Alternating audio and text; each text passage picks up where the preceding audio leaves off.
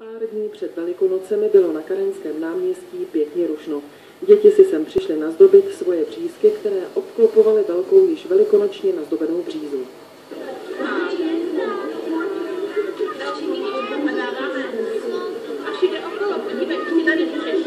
Na náměstí se sešly děti z místních mateřských škol a také mateřského centra Radka. Tuto akci pořádá mateřská škola Klásek a děti si zde zdobí velikonoční břízky, sami si vyrobili vlastně ozdobičky, které si potom následně věšely na ty velikonoční břízky. No, zdobili jsme stromeček takovýma nabarvenýma vajíčkama, jsme je sami barvili, zdobili jsme vajíčkem a těma nějakýma ozdobičkama. Jo. A taky tam máme nějaký kytičky, já nevím, jak se to jmenuje.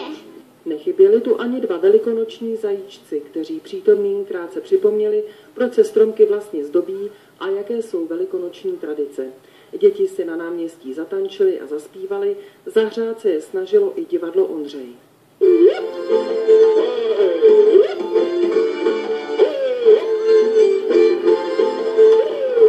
Byl tu také malý jarmark, o který se postarala mateřská a základní škola při nemocnici. Velkou atrakcí byla i malá ovečka, kterou si děti mohly pohladit. Letos přišly děti zdobit břízky na náměstí už po 10.